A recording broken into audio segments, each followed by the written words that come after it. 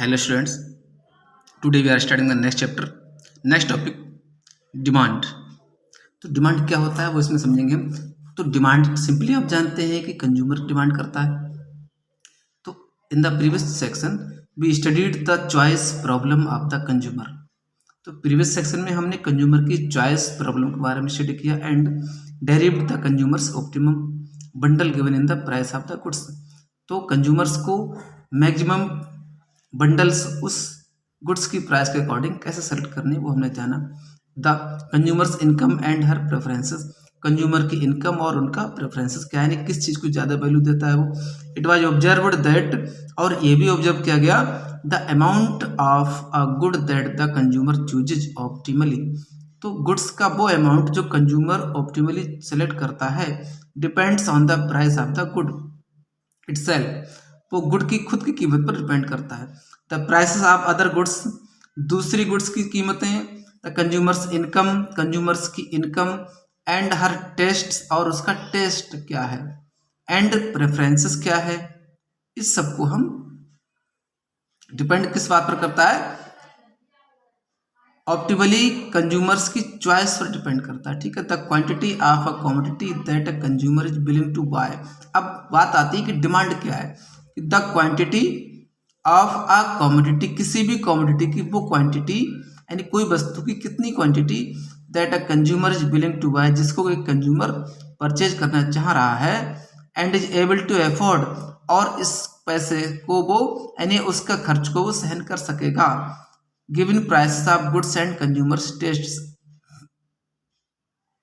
तो गुड्स के प्राइसेस और टेस्ट के according and preferences is called demand for the commodity, और ये सब कमोडिटी की डिमांड कहलाता है. तो आगे देखेंगे क्लास, डिमांड की नेक्स्ट डेफिनेशन क्या है.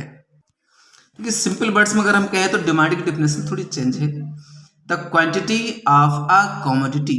कमोडिटी बहुत पहले बताया गया, किसी भी चीज की quantity which a consumer is billing, जिसको कोई भी कंज्यूमर बिलिंग करता है, इच्छा करता है, एंड एबल टू बाय, और उसे परचेज करना चाहता है, परचेज कर पाता है. एबल टू बाय परचेज कर पाएगा एट ईच पॉसिबल प्राइस, हर एक पॉसिबल प्राइस में उसे परचेज कर पाएगा, during a given period of time, और दिए गए टाइम के अंदर ही. तो वो क्या कहलाती है, उसकी डिमांड कहलाती है. तो during a given period of time, कोई भी कंज्यूमर किसी भी कमोडिटी की एक ऐसी क्वांटिटी जिसको वो इच्छा करता है परचेज करने की और उसे खरीद भी पाएगा, उससे क्या कहेंगे हम, demand. Known as the demand. अब डिमांड टू टाइप्स की होती है. तो ये अब two types, demand, individual demand और मार्केट डिमांड. अब इंडिविजुअल डिमांड क्या होती है, एक सिंगल पर्सन के थ्रू होती है. इंडिविजुअल यानी कि अकेले एक व्यक्ति डिमांड कर रहा है किसी चीज की. मार्केट डिमांड में क्या है, ऑल कंज्यूमर्स आ जाते हैं, सभी कंज्यूमर्स की डिमांड कहलाती है मार्केट डिमांड, क्योंकि इसमें हजारों लाखों ग्राहक हैं, तो मार्केट डिमांड होगी वो. अब इंडिविजुअल डिमांड जो भी है, किसी भी पर्सन की विलिंगनेस यानी कि उसकी इच्छा और एबिलिटी पर डिपेंड करती है. इच्छा और एबिलिटी पर डिपेंड करती है. तो क्या है, देखिए, इंडिविजुअल डिमांड, उसकी विलिंगनेस और एबिलिटी. तो किसी भी चीज को खरीदने की हमारी कितनी इच्छा है और कितनी हमारी एबिलिटी है, इस सब पर डिपेंड करता है इंडिविजुअल डिमांड. व्यक्तिगत रूप से कोई पर्सन जिसके पास जितना पैसा है उसी पैसे से वो परचेज करना चाहेगा अपनी इच्छा की चीजों को. ऊपर की डेफिनेशन में देखिए जो मेन बात आई थी, देखिए क्वांटिटी ऑफ अ कमोडिटी. एक कमोडिटी की क्वांटिटी कितनी है, कितना हमारे फैमिली में जितने लोग हैं तो कितनी चीजें वो खा पाएंगे. कि मान लीजिए कि 2 kg मैंगोज लाना है किसी को, अब 2 kg मैंगोज जितने लोग खा सकते हैं उन्हीं के हिसाब से वो परचेज करता है. अब ये तो नहीं होगा कि वो 10 kg परचेज करेगा, उस क्वांटिटी की कमोडिटी की क्वांटिटी हो जाती है वो, which consumer is willing and able to buy, और उसकी इच्छा भी है और उसको परचेज भी कर पाएगा, उतने पैसे भी उसके पास हैं.